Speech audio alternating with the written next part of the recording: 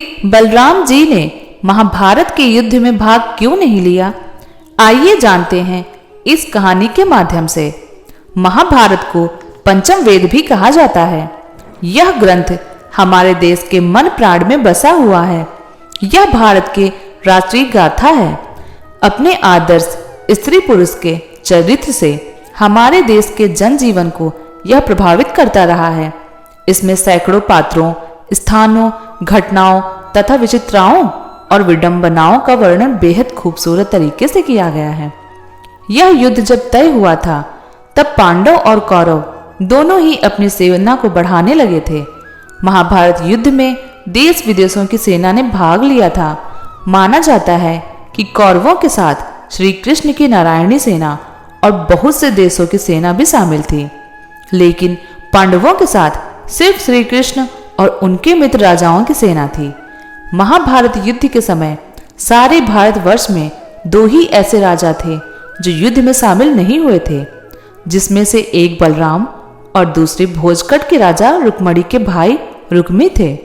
लेकिन ऐसा क्यों था कि बलराम जैसे योद्धा जो गदा युद्ध में निपुण थे वह इस निर्णायक युद्ध से दूर रहे, जबकि बलराम दांव में इतनी शक्ति थी कि वह जिस भी पक्ष में शामिल होते तो उस पक्ष का पल्ला भारी हो जाता। तो चलिए मिलकर इस रहस्य को जानते हैं। भगवान श्री कृष्ण के बड़े भाई बलराम ने श्री कृष्ण को कई बार समझाया था कि हमें युद्ध में शामिल नहीं होना चाहिए, क्योंकि दुर्योधन और अर्जुन दोनों ही हमारे मित्र हैं। ऐसे धर्म संकट के समय दोनों का ही पक्ष न लेना उचित होगा। कहते हैं कि कभी कभी प्रत्येक मनुष्य को धर्म संकट जैसे स्थितियों का सामना करना पड़ता है।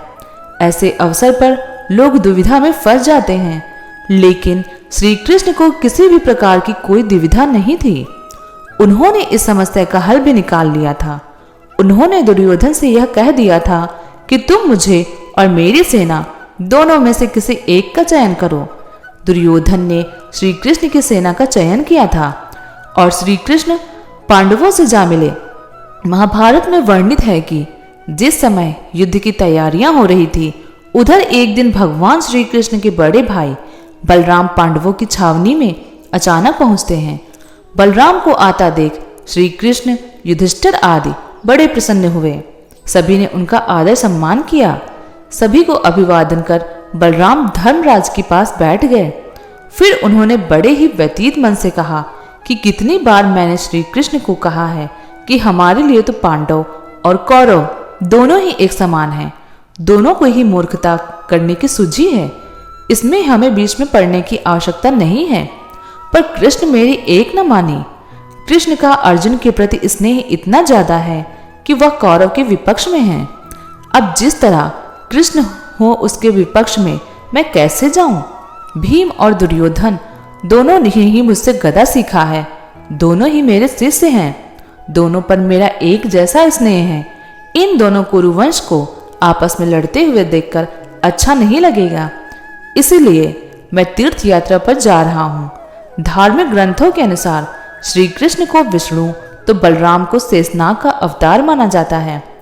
कहते हैं कि जब कंस ने देवकी वासुदेव के 6 पुत्रों को मार दिया था, तब देवकी के गर्भ में भगवान बलराम पधारे थे।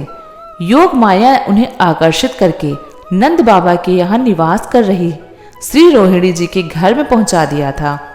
इसीलिए उनका एक नाम सकर्षण भी पड़ा था। बलराम जी का विवाह रेवती से हुआ था। बलवानों में श्रेष्ठ होने के कारण उन्हें बलभद्र भी कहा जाता है। इनके नाम से मथुरा में दाऊ जी का प्रसिद्ध मंदिर है। यह गदा तथा हल धारण करते हैं। यदुवंशी के संहार के बाद बलराम ने समुद्र तट पर आसन लगाकर देह त्याग दी थी। धन्यवाद।